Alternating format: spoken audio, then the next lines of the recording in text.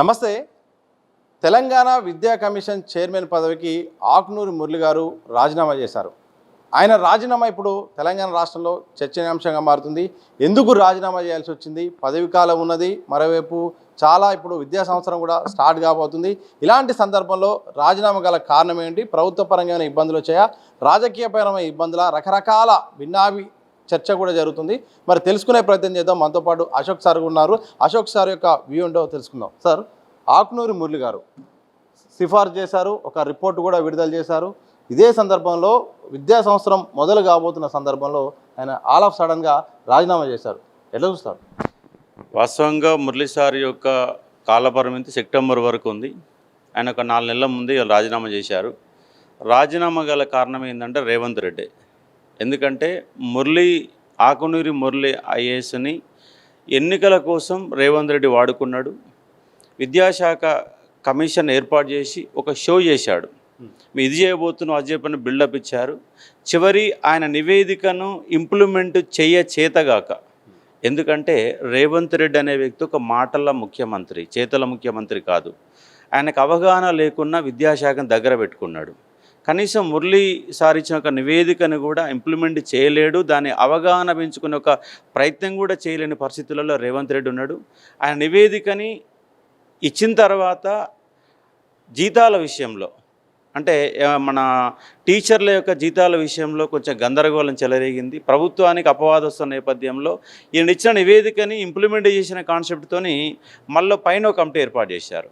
ఈ కమిటీ వేసి ఆయన చిన్నబుచ్చే ఒక ప్రయత్నం కూడా జరిగింది. వాస్తవికంగా ఆయన నిజాయితీగానే కష్టపడ్డాడు, నివేదికను తయారు చేసిండు. ఆయన ఇచ్చిన నివేదికలో దాదాపు 70-80% ఉపయోగపడే నివేదికే. కానీ ఒక్కసారిగా మార్పులు సూచించాడు. ఆ మార్పులు ఇంప్లిమెంట్ చేయడం అనేది కొంత కష్టమైన సాధ్యంగా కనబడతా ఉంది. పైగా కార్పొరేట్ శక్తులు కూడా, గవర్నమెంట్ వ్యవస్థ బలోపేతమైతే చైతన్య నారాయణ లాంటి కార్పొరేట్ వ్యవస్థలు కూడా ఇబ్బంది వాళ్ళకి స్టార్ట్ అవుతుంది. ఇక్కడ అలాంటి ఒక ప్రభావితం కూడా ఈ గవర్నమెంట్ పైన పడవచ్చు. ఎందుకంటే రేవంత్ రెడ్డి పైన పక్క గవర్నమెంట్, అసలు మనం ఆంధ్ర పాలకులను వద్దనే తెలంగాణ రాష్ట్రాన్ని సాధించుకున్నాం. కానీ రేవంత్ రెడ్డి వచ్చినాక ఆంధ్ర పాలకుల ప్రభావం తెలంగాణ పైన పడుతుంది. ఇంతకుముందు టీఆర్ఎస్ గవర్నమెంటుని ఆంధ్ర ప్రభుత్వాలు సూచనప్రాయంగా తీసుకునేవి, కానీ వాళ్ళ పక్క ప్రభుత్వాన్ని రేవంత్ రెడ్డి తీసుకోవడం జరుగుతూ ఉంది. ఈయన ఇచ్చిన నివేదికని ఇంతకుముందు జగన్ ప్రభుత్వం ఇంప్లిమెంట్ చేసే కొంత ప్రయత్నం జరిగింది. కొంత ఎడ్యుకేషన్ సంబంధించి డెవలప్మెంట్ కూడా కనపడింది. కానీ రేవంత్ రెడ్డికి అవగాహన లేని ఒక ముఖ్యమంత్రి విద్యాశాఖని అభివృద్ధి చేసే యొక్క ప్రయత్నం ఆయన చేయడం లేదు. కాబట్టి రేవంత్ రెడ్డి షోనే మురళి సార్ యొక్క నివేదిక. మురళిని రేవంత్ రెడ్డి ఒక షో మాదిరిగా వాడుకున్నాడు. 2.5 సంవత్సరాలు అయిపోయింది. మురళి యొక్క రాజీనామా రేవంత్ రెడ్డి పతనానికి ఒక సూచిక అన్నట్టుగా మనం భావించే ఒక ప్రయత్నం చేయవచ్చు. ఎందుకంటే ఈయన అన్ని షోపుటప్ చేసిండు. ఇవాళ తెలంగాణ పబ్లిక్ సర్వీస్ కమిషన్ కానీ, పోలీస్ రిక్రూట్మెంట్ కానీ, విద్యార్థులు అనేవాళ్ళు పరీక్ష ఫీజు కూడా మీకు కంప్లీట్గా మాఫీ చేస్తామని చెప్పిండు. కానీ ఇలా ఈ గతంలో ఉన్న ఫీజులతో 4-5 రెట్ల ఫీజులు వసూలు చేసి వాళ్ళ ఈ విద్యార్థులకు కూడా ఇబ్బంది పెట్టే ఒక ప్రయత్నం జరుగుతుంది.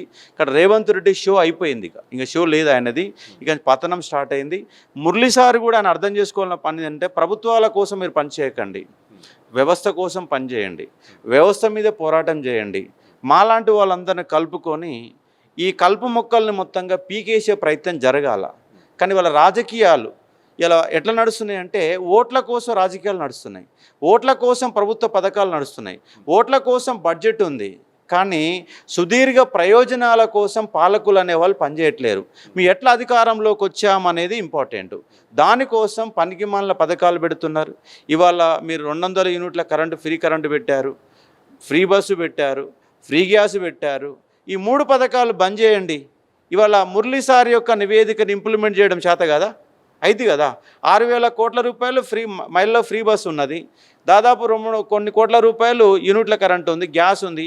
ఈ 3 పథకాలు బంద్ పెట్టి విద్యా వ్యవస్థను బాగు చేస్తే సంపూర్ణంగా సక్సెస్ అవుతుంది. ఇవాళ విద్యలో దాదాపు 7-8% కంటే ఎక్కువ నిధులు లేవు. ఆయన ఇచ్చిన నివేదిక ఇంప్లిమెంట్ చేయాలంటే 20% నిధులని బడ్జెట్లో కేటాయించిన అవసరం ఉంది. అని నిధులు ఇచ్చే పరిస్థితి లేవు. నన్ను కోసిన 18,500 కోట్ల రూపాయల కంటే ఎక్కువ లేవు, జీతాలు ఇవ్వలేని పరిస్థితిలోకి తీసుకొచ్చాడు. రాష్ట్రాన్ని సంక్షోభం వైపు నడిపిస్తున్నాడు రేవంత్ రెడ్డి. కాబట్టి మురళీ సారు ఆయన రాజీనామా గల ప్రధాన కారణం ఆయన నివేదికను పక్కన పెట్టడమే. ఏ మాత్రం కూడా ఇంప్లిమెంట్ చేసే పరిస్థితి లేదు. అంటే మురళీ సార్ ఆయన నివేదిక ఇవ్వడం కోసమే ఆయన చైర్మన్ అయ్యిండా, విద్యా వ్యవస్థను బాగు చేయడం కోసం చైర్మన్ అయ్యిండా? దీన్ని బట్టి మనకి ఏమర్థమవుతుందంటే ఆయన కూడా ఒక పదవి కోసమే పనిచేసినవి కనబడుతుంది. నువ్వు శాతం అయితే ఇంప్లిమెంట్ చేయడం కోసం కొట్లాడు, ప్రభుత్వంలో ఉండి కొట్లాడు. రాజీనామా చేసి బయటికి పోతే పారిపోతే దానికి అర్థం ఏంటి? అంటే నువ్వు కమిషన్ నివేదిక ఇవ్వడానికి ఏర్పాటైన కమిషనా, లేదు విద్యా వ్యవస్థలో మార్పుల కోసం ఏర్పాటు చేసే కమిషనా? నివేదిక ఇచ్చేసి నీ పని అయిపోద్దంటే దానికోసం నీకు పదవి, నీకు చేరి వ్యవస్థ అంత ఎందుకు?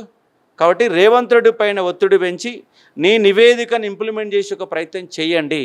లేదంటే బయటకు వచ్చి మాలాంటి వాళ్ళతో కలిసి కొట్లాడండి, కానీ ప్రభుత్వాల కోసం పనిచేయకండి.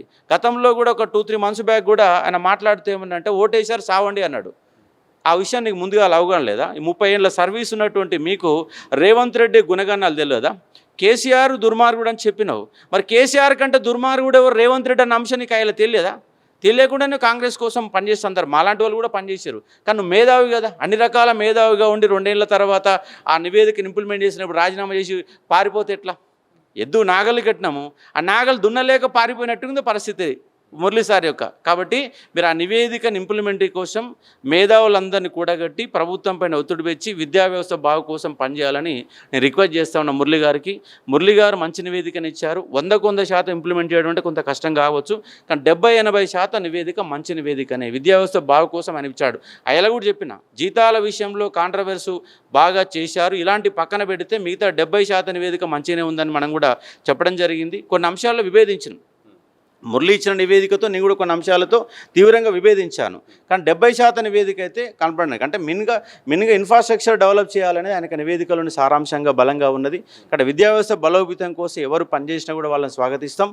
కాబట్టి మీరు రాజీనామా చేసినందుకు కూడా ఇవాళ ఎట్లా రేవంత్ రెడ్డి ఇంప్లిమెంట్ చేయడం కాబట్టి మీ యొక్క రాజీనామా చేశారు కాబట్టి ఎలాగ చేసి అయిపోయారు, ఇక మళ్ళీ ప్రభుత్వంలో పోరు కాబట్టి ప్రభుత్వం పైన పోరాటాన్ని మొదలుపెట్టి విద్యా వ్యవస్థ బాగు కోసం మీ తర్వాతి కాలాన్ని సద్వినియోగం చేసుకోవాల్సిందిగా కోరుతా ఉన్నాను. సార్ ఒక అంశం ప్రధానంగా చర్చకు వచ్చింది. ఒకటి ఏంటంటే ఇంటర్మీడియట్ వ్యవస్థను రద్దు చేసి 10+12 లాగా ఉండాలి, డ్రాప్ అవుట్స్ అనేది చాలా తగ్గిపోతాయి ప్రభుత్వ పాఠశాలలో కానీ ఇతర దాంట్లో కానీ, విద్యార్థులు మాత్రం రెగ్యులర్గా హాజరు పెరిగే అవకాశం ఉందని ఒక అంశాన్ని తీసుకొచ్చారు. ఈ విద్యా సంవత్సరం కూడా అమలు కావట్లేదు, అది ఎట్లా చూస్తారు దాన్ని?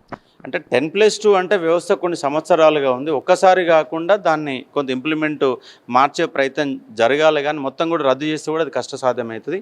కొంత సెమీగా ఫస్ట్ క్లాసెస్ ఒక దగ్గర పెట్టి క్లాసెస్ నిర్వహించి తర్వాత దాన్ని ఇంటర్మీడియట్లో అంటే ఒక సంవత్సరం ప్రయోగం చేసిన తర్వాత రద్దు చేస్తే బాగుంటుంది. ఏకైకం రద్దు చేస్తే ఆ వ్యవస్థ ఫెయిల్యూర్ అయితే మన వరకు గురుకులాలు అనేవి సక్సెస్గా ఉందని టీఆర్ఎస్ గవర్నమెంట్ ప్రవేశపెట్టి సక్సెస్గా పనిచేస్తుందని టీఆర్ఎస్ గవర్నమెంట్ పెట్టింది. మీరు మురళి గారు మీరేమన్నారు, గురుకులాలంతా చెత్త ఇంకోటి ఏం లేదని చెప్పేసి మీరు చెప్పారు. మీరు ఒకవేళ కలిపిన తర్వాత చెత్తగా మారితే ఎట్లా? నేనేమంటున్నానంటే ఇంటర్మీడియట్ స్కూల్ సిస్టాన్ని 2 ఒకే దగ్గర పెట్టి వ్యవస్థ నడిపిన సక్సెస్ అయింది అనుకో అప్పుడు రద్దు చేయండి. ఏది ఇంకా కంప్లీట్ రద్దు చేసేసి ఒక వ్యవస్థను మొత్తం నాశనం చేసి కొత్త వ్యవస్థను పెడితే ఆ సక్సెస్ కావచ్చు, ఫెయిల్యూర్ కావచ్చు. కాబట్టి కొన్ని ప్రయోగాలు చేయాలి. ప్రయోగాలు చేయకముందే ఒక మోడల్ స్కూల్ ఒక 100 స్కూల్ తీసుకోండి, ఇంటర్మీడియట్ 2 ఆల్రెడీ గురుకులాల్లో స్టార్ట్ అయింది, అట్లా కొన్ని తీసుకోండి. సక్సెస్ అయిన తర్వాత దాన్ని రద్దు చేయండి. కానీ ఏది చేయకుండా ఒకటి రద్దు చేసి పడేసి కలిపేస్తా అంటే ఒక్క ఆలోచనే కాదు, మీరు ఒక్కలే విద్యావేత్త కాదు కదా, మిగతా రాష్ట్రంలో చాలామంది విద్యావేత్తలు ఉంది, వాళ్ళ అభిప్రాయాలు కూడా పనిలో తీసుకోవాలి. కాబట్టి ఇలాంటి కొన్ని కాంట్రవర్సీ నివేదికలు ఉన్న కారణంగానే ఇంప్లిమెంట్ చేయలేకపోవడం, దాన్ని ఇంప్లిమెంట్ చేసేంత దమ్ము మీ దగ్గర లేదు. మురళి దగ్గర కూడా రేవంత్ రెడ్డిని ఒప్పించేంత దమ్ము లేకపోయింది. ఎందుకంటే రేవంత్ రెడ్డి మూర్ఖుడు కదా, ఆయనకేం తెలియదు కదా, తెలియనోడు చెప్తే ఎట్లయితుంది? కాబట్టి దీనివల్ల మురళీ సార్ ఎట్లా రాజీనామా చేశారు కాబట్టి విద్యా వ్యవస్థ బాగు కోసం మీ తర్వాత టైంని కేటాయించాలని కోరుతామని.